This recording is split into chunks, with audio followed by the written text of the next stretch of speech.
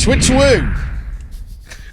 Fellow audiophiles, here we are again, Don's Le Studio, with me, Dan, and him, Sean, for another episode of Istit. And today we are looking something that's become a manufacturer that's become a little bit of a regular.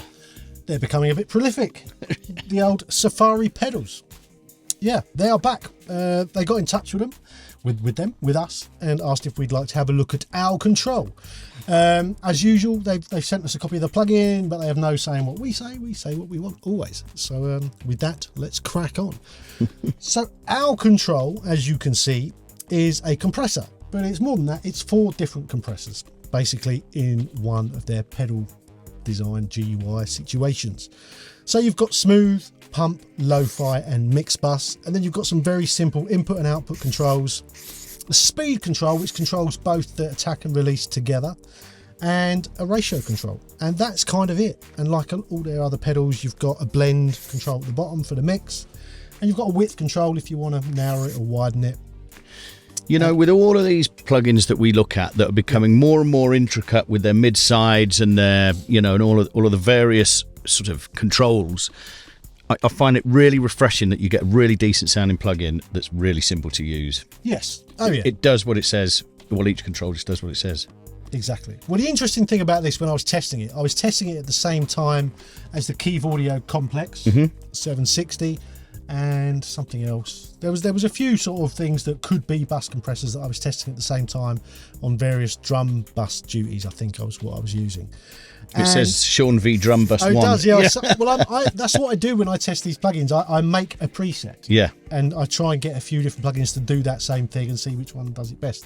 Kind of gives me a good idea of how good they are. So yeah, I used it on a drum bus, and it took me virtually no time at all to get this to sound very, very good on a drum bus. Yeah. Do you want it smooth, pumping, wide? It was really easy, and you can see my settings there. I used the lo-fi. It was quite fast, low ratio, and like 12 o'clock in and out. Boom! It sounded great. Awesome stuff. And like all their stuff, it has the old auto gain if you want, which will match input and output, regardless of what you're doing. And it has oversampling to avoid aliasing, like all their stuff.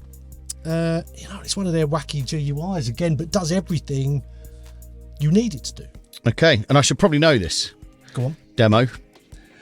Yeah, because it's I don't know this. No, we should both know this. We should both know this. I think there's probably a demo.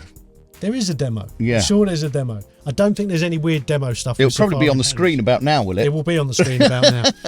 Normally have that on my notes, but totally haven't got it on my notes today. So how much is it once we've demoed it for the period that has just appeared on the screen? Well, this is the other good bit about Safari Pedals plugins. It's $32.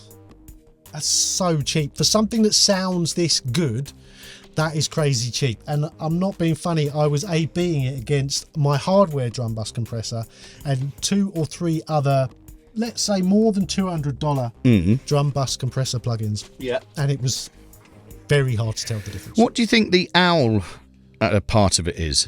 I don't know, but it might be really obvious, so let's not dwell on it in case we're missing a really obvious joke or something. Because it's an owl in space. I don't know.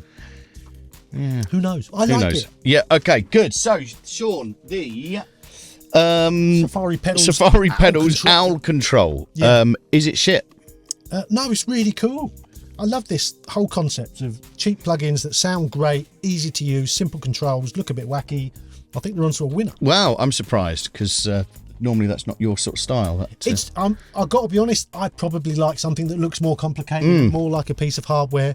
But as far as getting a sound together quick goes, that nails it, and it doesn't sound any better or worse than something that costs like 5 times the price. It's a really good sounding plugin. Sometimes cheap and simple has its place. That's why I work with you, Dan. Ladies and gentlemen, please like and subscribe. Please do that. And also, we have a Studio Life Instagram, which is Studio Life 101. And there's a Patreon, and we have a merch store, a whole bunch of stuff. And if you haven't subscribed, do that. It really helps. Okay. So, see you next time. See you later. Bye. Bye.